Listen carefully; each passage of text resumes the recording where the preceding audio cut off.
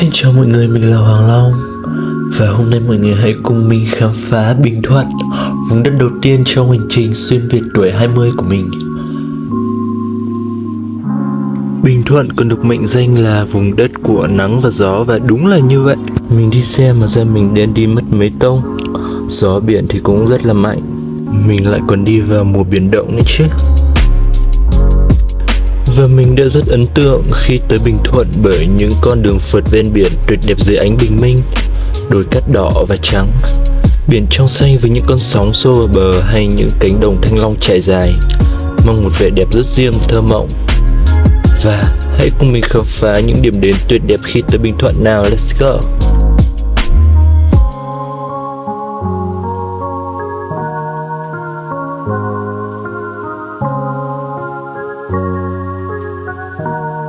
Và điểm đến đầu tiên mà mình đặt chân tới Bình Thuận đó chính là Mũi Kê Gà.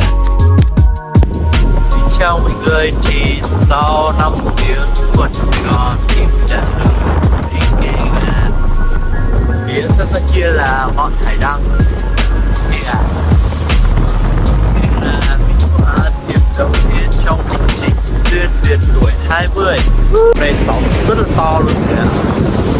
Phải nói là sóng cực to luôn. Với con sóng xô vào bờ kia, oh my god.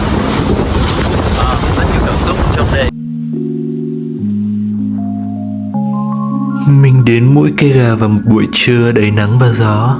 Mình đã cực kỳ ấn tượng với những mỏm đá vàng nhấp nhô, những con sóng lớn xô vào bờ và ngọn Hải Đăng Kê Gà ở phía xa xa. Mũi Kê Gà là một điểm đến nổi tiếng tại huyện Hàm Thuận, tỉnh Bình Thuận, cách thành phố Phan Thiết khoảng 30 cây số về phía nam. Đây là một mũi đất nhô ra biển, mang vẻ đẹp hoang sơ, yên bình và được nhiều các bạn trẻ yêu thích khi muốn tìm kiếm sự thư giãn, hòa mình vào thiên nhiên biển cả. Sóng to mọi người ơi. Và mình sẽ leo lên mấy cái mỏm đá này để chọn về kiếm ý kiến.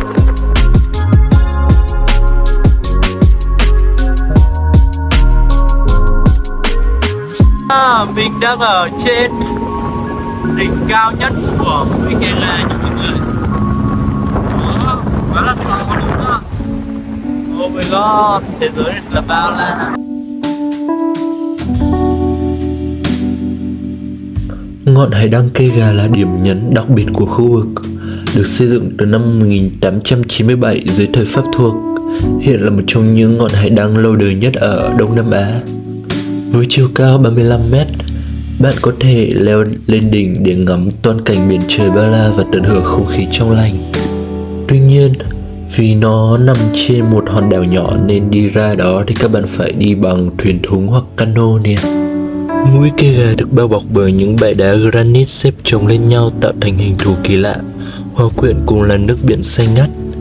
Nơi này mà săn ảnh thì quá là đẹp, hoặc đơn giản là thư giãn bên biển thôi thì cũng rất là chill rồi. Khi tới đây các bạn có thể trải nghiệm những hoạt động như cắm trại, ngắm bình minh và hoàng hôn trên Mũi Kê Gà, hay là đi cano hoặc thuyền thúng ra đảo để ngắm hải đăng, nhìn khung cảnh tuyệt vời xung quanh trên biển. Ở khu vực gần Mũi Kê Gà còn có những làng chài nhỏ, nơi các bạn có thể tìm hiểu về cuộc sống của ngư dân, mua hải sản tươi ngon hoặc trải nghiệm những hoạt động thường nhật như kéo lưới, câu cá. Thời điểm lý tưởng để khám phá Mũi Kê Gà là từ tháng 11 đến tháng 4 năm sau, khi này trời ít mưa và nắng đẹp. Mũi Kê Gà là địa điểm không thể bỏ qua khi đến Bình Thuận, đặc biệt nếu bạn yêu thích vẻ đẹp thiên nhiên và sự bình yên.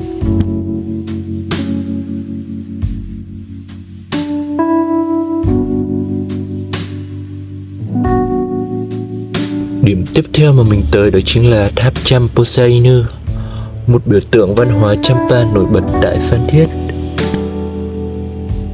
Với vị trí thì tháp Chăm Posa Inu nằm trên đồi Bài Nài gần với di tích Lầu Ông Hoàng.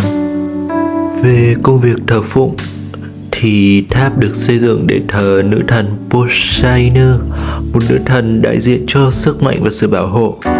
Bà là một vị thần quan trọng trong tín ngưỡng của người Champa, biểu trưng cho tình yêu, hạnh phúc gia đình và sự phồn vinh. Về lịch sử, tháp Champoseinu được xây dựng vào khoảng cuối thế kỷ thứ 8, đầu thế kỷ thứ 9, thuộc phong cách kiến trúc Hòa Lai, một trong những phong cách nghệ thuật Champa cổ đại đặc sắc và lâu đời. Tháp còn thờ thần Shiva, một vị thần tối cao trong Ấn Độ giáo, cho thấy sự giao thoa tôn giáo giữa Ấn Độ giáo và tín ngưỡng Chăm.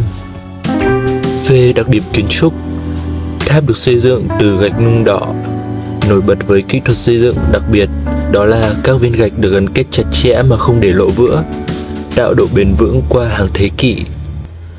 Các hoa văn phù điêu khắc trên tháp chủ yếu là hình tượng thần linh, hoa sen và các biểu tượng mang ý nghĩa tâm linh của người Chăm. Về ý nghĩa văn hóa, tháp Poseidon không chỉ là một di tích lịch sử mà còn là nơi bảo tồn và phát huy giá trị văn hóa Champa. Hàng năm tại đây diễn ra nhiều lễ hội truyền thống như lễ hội Kate, nơi người Chăm tưởng nhớ tổ tiên và cầu nguyện cho mưa thuận gió hòa mùa màng bội thu.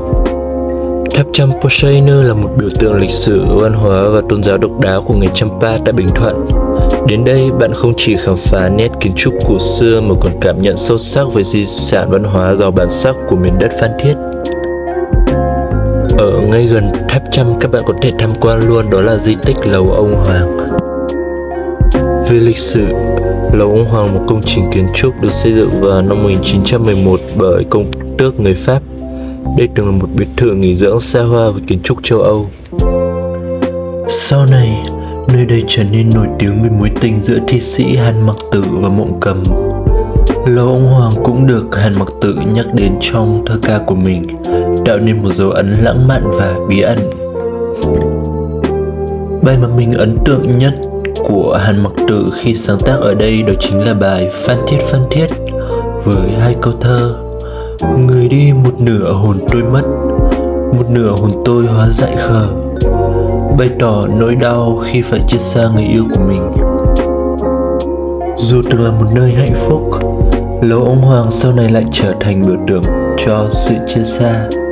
Hàn Mặc Tử đau đớn khi biết Mộng Cầm không còn ở bên, và ông đã viết nhiều bài thơ đầy day dứt về mối tình này. Hiện nay thì Lầu Ông Hoàng chỉ còn là phế tích, nhưng mà các bạn vẫn có thể tìm đến đây để chiêm ngưỡng vẻ đẹp của đồi bài này, ngắm nhìn toàn cảnh Phan Thiết từ trên cao và cảm nhận không khí đậm chất lịch sử, lãng mạn pha chút u buồn của Hàn Mặc Tử.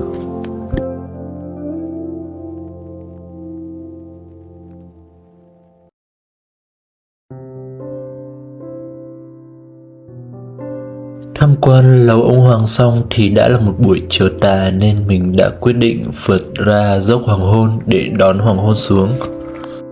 Dốc Hoàng Hôn là điểm đến thơ mộng nằm tại Mũi Né, Phan Thiết, thu hút các bạn trẻ bởi cảnh sắc hoàng hôn tuyệt đẹp và con dốc uốn lượn sát biển.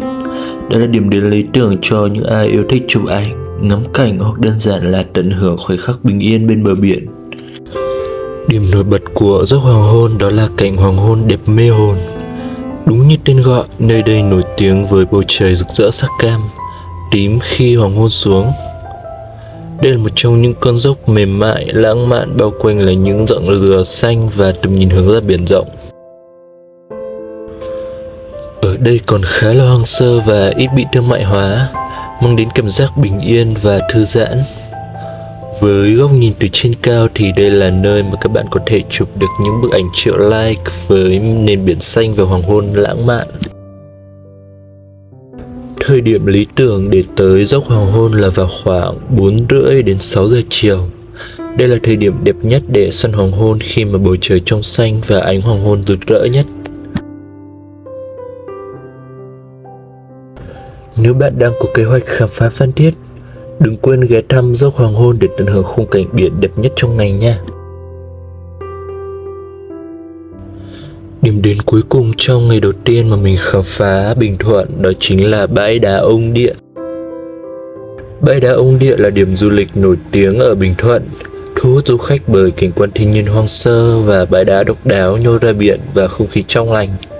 Đây là nơi lý tưởng để ngắm hoàng hôn, tắm biển, lướt sóng. Lúc mình tới thì sóng cũng cực kỳ là mạnh, nó đánh vào những bờ đá chân sóng. Có rất nhiều bạn Tây ở đây chơi trò lướt sóng nhìn thích thực sự. Về nguồn gốc tên gọi của bãi đá Ông Địa, theo người dân địa phương, tên gọi này xuất phát từ một tảng đá tự nhiên có hình dáng giống ông Địa, một vị thần trong tín ngưỡng dân gian Việt Nam. Người dân tin rằng nơi đây mang lại may mắn và bình an cho ngư dân.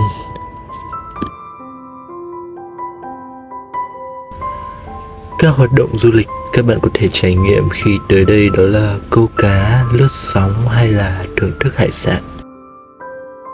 Nếu bạn có dịp du lịch Phan Thiết, đừng quên ghé bãi đá Ông Địa để tận hưởng không gian biển xanh cát trắng và những trải nghiệm thú vị nhé.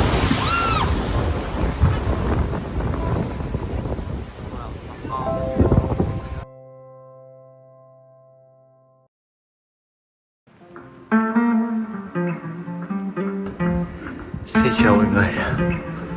Đây là đêm đầu tiên của mình ở Phan Thiết.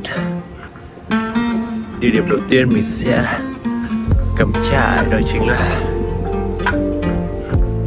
đồi cát hồng ở Phan Thiết. Đây là chỗ mình cắm trại đầu tiên trong hành trình xuyên Việt tuổi 20 của mình. Mình vừa bắt cái ba lô lên. Bây giờ đồi cát nó dốc ghê á mọi người ạ. Nhưng mà khung cảnh ui trăng sáng lắm mọi người ạ. Mình sẽ ngủ đây nha. Hẹn mọi người sáng ngày mai. Và đây là khung cảnh sáng sớm bình minh trên đồi cát đỏ. Quá là đẹp luôn mọi người ơi. Cát ở đây có màu đỏ đặc trưng do thành phần chủ yếu là khoáng chất sắt bị oxy hóa. Màu sắc này thay đổi từ vàng sậm, cam đỏ đến nâu nhạt tùy vào ánh sáng trong ngày. Đồi cát đỏ không cố định mà luôn thay đổi hình dáng do tác động của gió biển. Những cồn cát uốn lượn mềm mại tạo nên một khung cảnh sống động và khác biệt mỗi lần ghé thăm. Đồi cát trải dài trên diện tích hàng chục hecta tạo nên một không gian bao la, tựa như một sa mạc thu nhỏ trên bờ biển. Chào mọi người, mình đã dậy rồi đây và mình đang ở đồi cát hồng Phan Thiết để đón bình minh. Tối qua là một đêm ngủ cũng khá là ngon. Tiểu sa mạc của Việt Nam nha mọi người. Ở đây cát khá là bao la, cũng là vùng đất của nắng và gió và cát. Cũng khá đẹp ha. Các hoạt động thú vị các bạn có thể trải nghiệm khi tới đồi cát đỏ đầu tiên đó là trượt cát. Đây là hoạt động phổ biến và thú vị nhất tại đồi cát. Các bạn có thể thuê ván trượt với giá khoảng 10 đến 20.000 đồng để trải nghiệm cảm giác mạnh mẽ và phấn khích khi trượt từ đỉnh đồi xuống. Đồi cát đỏ còn là một địa điểm lý tưởng cho những bức ảnh nghệ thuật với cảnh sắc cát đỏ rực rỡ, bầu trời xanh thẳm và ánh nắng lấp lánh. Khoảnh khắc mặt trời mọc hoặc lặn trên đồi cát tạo nên một bức tranh thiên nhiên đẹp mê hồn, rất được lòng du khách yêu thích sự lãng mạn như mình. Về ý nghĩa du lịch và văn hóa, đồi cát đỏ là một biểu tượng đặc trưng của du lịch Mũi Né, thu hút hàng nghìn du khách trong và ngoài nước mỗi năm. Đây không chỉ là điều vui chơi mà còn là nơi để tìm hiểu về sự giao thoa giữa thiên nhiên và đời sống người dân miền biển Bình Thuận. Đồi cát đỏ không chỉ là một kiệt tác thiên nhiên của vùng đất Phan Thiết mà còn là nơi đem lại những trải nghiệm độc đáo và khó quên cho du khách. Nếu các bạn có dịp đến Bình Thuận, chắc chắn không nên bỏ qua địa điểm hấp dẫn này nha. Mình sẽ khởi hành đi Bào Trắng. Bào Trắng một đồi cát nó trắng mịn màng hơn, khác với một đồi cát hồng ở đây. Và để mọi người hãy cùng đón xem Bào Trắng có gì nha. Let's go. Bào Trắng là một trong những địa điểm du lịch nổi bật nhất của tỉnh Bình Thuận, nơi được mệnh danh là tiểu sa mạc Sahara của Việt Nam. Đây là một trong những kỳ quan thiên nhiên tuyệt đẹp, kết hợp giữa cát trắng mịn, hồ nước trong xanh và không gian rộng lớn, hoang sơ. Xin chào mọi người, thì mình đang ở Bào Trắng nha. Cát ở đây rất là trắng luôn mọi người ạ. Và phía sau kia là mấy cái xe dép họ đang đi trong những điểm check-in khá đẹp ha. Bên kia còn có con lạc đà nữa kìa. Hello lạc đà. đặc biệt ở đây là có rất nhiều những chú chim đang bay lượn trong ánh nắng. Một khung cảnh rất là thơ mộng. Bên kia có mấy anh chị đang đi xe dép, xe địa hình. Mấy cái xe mà đi trên cát á. Nào mình có tiền cũng xe đi thử. Nhưng giờ thì ngắm cảnh thôi. Phía bên này là một đồi cát trắng, còn phía bên này là một cái hồ nước xanh. Một khung cảnh thiên nhiên rất là tuyệt vời, đúng không?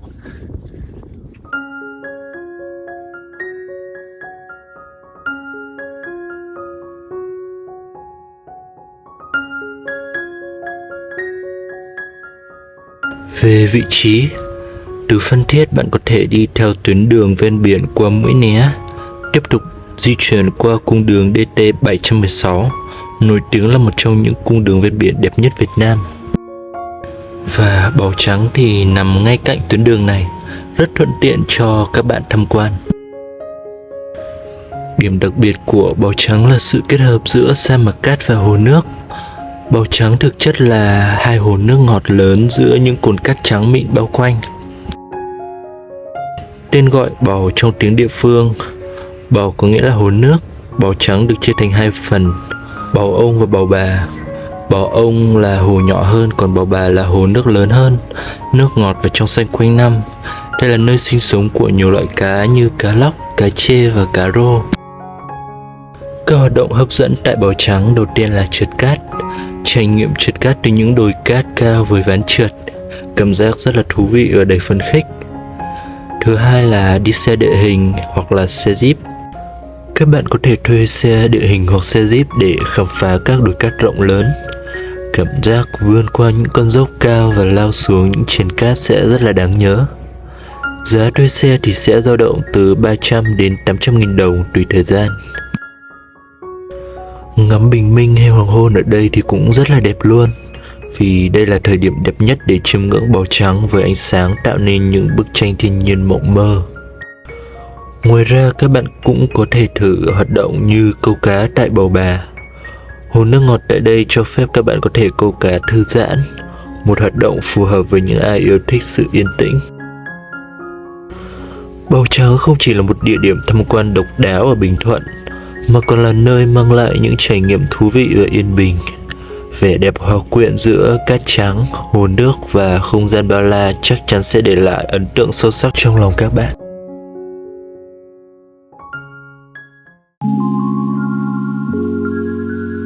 Điểm cuối cùng mà mình đến trong hành trình khám phá Bình Thuận đó chính là bãi đá 7 màu. Điểm đặc biệt của bãi đá 7 màu đó là những viên đá nhiều màu sắc. Bãi đá 7 màu nổi tiếng với hàng triệu viên đá cuội nhỏ có màu sắc đa dạng như đỏ, vàng, trắng, đen, xanh lục và tím.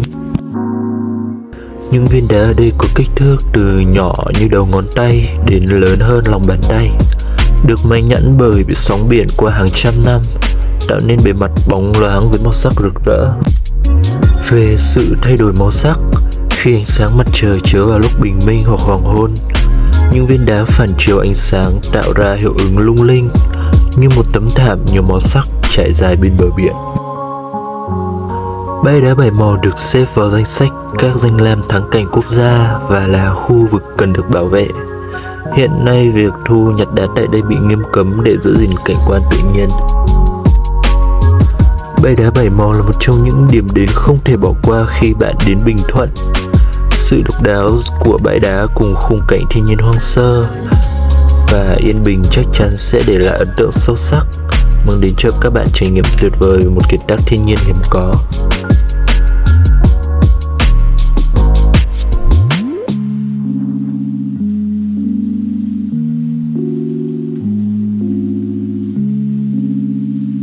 Là mình vừa kết thúc các điểm đến du lịch Bình Thuận và tiếp theo sẽ là Ninh Thuận, vùng đất của nắng như rang, gió như phang. Điểm đầu tiên mình tới sẽ là ruộng muối Ca Ná. Mọi người hãy cùng đón xem ruộng muối nó như thế nào nha. Mình cũng rất là mong chờ về đây, cũng là lần đầu mà mình tới một cái ruộng muối. Vậy là video về du lịch Bình Thuận của mình sẽ kết thúc ở đây. Hy vọng qua video các bạn có thể biết thêm được những điểm không thể bỏ lỡ khi tới Bình Thuận. Nếu thấy hay hãy tặng cho mình một like và một lượt đăng ký kênh. Nếu bạn có điều gì muốn hỏi hay bạn đã từng có những trải nghiệm thú vị nào khi tới đây thì đừng ngại bình luận ở phía dưới nha. Mình sẽ trả lời nhiệt tình luôn. Cảm ơn mọi người rất nhiều.